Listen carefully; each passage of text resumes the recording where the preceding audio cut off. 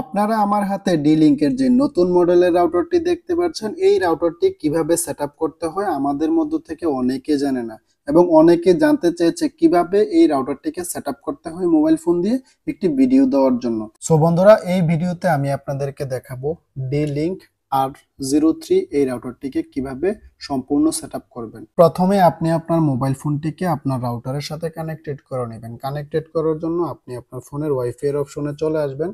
আসার পর এখানে প্রথমেই দেখতে পাবেন R037346 এরকম একটি ওয়াইফাই এর নাম আপনাদের সামনে শো করবে। নরমালি অন্যান্য রাউটারের যেমন ডি-লিংক এর নাম শো করে ঠিক এরকম কিন্তু এখানে শো করবে না। এখানে এরকম একটি নাম শো করবে। এরপর আপনারা রাউটারের পেছনে পাসওয়ার্ডটি দিয়ে এরপর আপনারা আপনাদের মোবাইল ফোনটিকে ডি-লিংক R03 এই রাউটারটির সাথে কানেক্টেড করে নিতে হবে। কানেক্টেড হওয়ার পর আপনাকে সরাসরি চলে যেতে হবে আপনার ফোনে থাকা Google Chrome browser. Google Chrome ব্রাউজারে আসার পর প্রথমে আপনারা ডি-লিংক রাউটারের আইপি অ্যাড্রেসটি লিখে নিন। সো বন্ধুরা, একটি ডি-লিংক রাউটারের আইপি অ্যাড্রেস হলো 192.168.0.1। এই আইপি অ্যাড্রেসটি লিখে সার্চ করলে আপনাদের সামনে ডি-লিংকের যে নতুন মডেলের রাউটারটি আছে সেই রাউটারটি এইরকম একটি আনকমন ইন্টারফেস আপনাদের সামনে চলে আসবে। এখানে আসলে আপনাকে রাউটারে লগইন করার জন্য বলবে। আপনি এখানে আপনার রাউটারে লগইন অ্যাডমিন পাসওয়ার্ডটি রাউটারের পেছনে বাই ডিফল্ট হিসেবে পেয়ে যাবেন। সেই পাসওয়ার্ডটি দিয়ে এরপর আপনি আপনার রাউটারে লগইন করে নেবেন। দেখুন বন্ধুরা, আমি লগইন করে নিলাম। লগইন করার পর আপনাদের সামনে ফার্স্টে এরকম একটি আনকমন ইন্টারফেস আপনাদের সামনে চলে আসবে। এখানে আসলে আপনারা প্রথমেই নেক্সট বলে একটি অপশন দেখতে পাবেন। ডান দিকে এই নেক্সট অপশনে টাচ করে দিবেন। টাচ করার পর আপনাদের সামনে আবারও এরকম একটি ইন্টারফেস চলে আসবে। এখানে যে অপশনটি সিলেক্ট করা থাকবে সেটিতে রেখে আপনারা আবারও নিচের ডান দিকে আবারও আপনারা নেক্সট অপশনে টাচ করে দিবেন। দেখুন বন্ধুরা, আমি আবারও এখান থেকে নেক্সট অপশনটিতে টাচ করে দিলাম। টাচ করার পর আপনাদের সামনে এরকম একটি আবারও ইন্টারফেস চলে আসবে। এরপর আপনারা এখান থেকে আবারও নেক্সট অপশনে টাচ করে দিবেন। টাচ করার পর আপনার রাউটারের যদি কেবলটি লাগানো না থাকে সেক্ষেত্রে আপনাদের সামনে এরকম একটি নোটিফিকেশন শো করবে যে আপনার যে ইথারনেট কেবলটা আছে সেটি লাগিয়ে নিন। লাগানোর পরে এরপরে নিচে আবারও নেক্সট অপশনে টাচ করে দিলে আপনাদের সামনে এরকম একটি ইন্টারফেস চলে আসবে। এখানে আসলে আপনাকে প্রথমেই বলা হবে আপনি কোন কানেকশন টাইপের ইন্টারনেট নিচ্ছেন সেটি সিলেক্ট করার জন্য। দেখুন, আমি যেহেতু পিপিপিওতে ইন্টারনেট নিচ্ছি সেজন্য পিপিপিওটি সিলেক্ট করে নিলাম। আপনার হয়তো স্ট্যাটিক হতে পারে। এরপরে আপনারা এখান থেকে আবারও নেক্সট অপশনে টাচ করে দিবেন। টাচ করার পর আপনাদের সামনে এরকম একটি ইন্টারফেস চলে আসবে। এখানে আসলে আপনার আইএসপি থেকে দেওয়া ইউজার নেম এবং পাসওয়ার্ডটি আপনাকে সঠিকভাবে বসিয়ে দিতে হবে। এখানে যদি আপনি আপনার আইএসপি ইউজার নেম এবং পাসওয়ার্ডটি ভুল করেন সেক্ষেত্রে কিন্তু আপনাদের ইন্টারনেট কানেকশন আসবে না।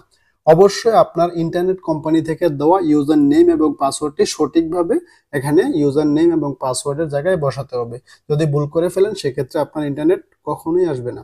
দেখুন বন্ধুরা, আমি আমার আইএসপি থেকে দেওয়া ইউজার নেম এবং পাসওয়ার্ডটি সঠিকভাবে বসিয়ে দিলাম। এরপরে ডান দিকের নিচে নেক্সট অপশনে টাচ করলাম। টাচ করার পর আপনাদের সামনে আবারও এরকম একটি ইন্টারফেস চলে আসবে ওয়াইফাই সেটিং বলে।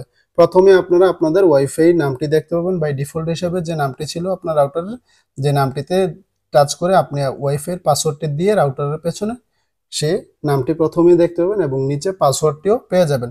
প্রথমে আপনি আগের ওয়াইফাই নামটি উঠিয়ে এরপরে নিচে যে পাসওয়ার্ডটি দেখতে পাচ্ছেন এই পাসওয়ার্ডটি উঠিয়ে নতুন করে একটি আপনার ওয়াইফাই এর নাম ও পাসওয়ার্ড বসিয়ে দিবেন। এখন আমি আমার ওয়াইফাই এর নাম ও পাসওয়ার্ড বসিয়ে দিয়েছি। এখানে আপনারা সর্বনিম্ন 8 ডিজিট এবং সর্বোচ্চ 63 ডিজিটের পাসওয়ার্ড দিতে পারবেন, কোনো সমস্যা নেই। পাসওয়ার্ড বসানোর পর অবশ্যই আপনি আপনার পাসওয়ার্ডটি কপি করে এরপরে নেক্সট এ টাচ করে দিবেন। এরপর আপনাদের সামনে এরকম একটি ইন্টারফেস চলে আসবে। এখানে লেখা থাকবে ডিভাইস অ্যাডমিন পাসওয়ার্ড। এখানে আপনাকে আপনার রাউটারে পরবর্তীতে লগইন করার জন্য একটি লগইন অ্যাডমিন পাসওয়ার্ড সেটআপ করতে হবে যেটা আপনার মনে থাকে। সো বন্ধুরা, এখানে আপনাকে খেয়াল রাখতে হবে এখানে সর্বনিম্ন 8 ডিজিট এবং সর্বোচ্চ 15 ডিজিটের মধ্যে হতে হবে আপনার রাউটারের অ্যাডমিন লগইন পাসওয়ার্ড। এজন্য অবশ্যই আপনারা খেয়াল রাখবেন আপনার অ্যাডমিন লগইন পাসওয়ার্ডটি কি 8 ডিজিট এবং 15 ডিজিটের মধ্যে আছে কিনা। যদি হয় এরপরে আপনারা ডান দিকে আবারও একটি নেক্সট বলে একটি অপশন দেখতে পাবেন। এই নেক্সট অপশনে টাচ করে দিলে আপনার রাউটারের অ্যাডমিন লগইন পাসওয়ার্ডটি কিন্তু অলরেডি সেটআপ হয়ে যাবে।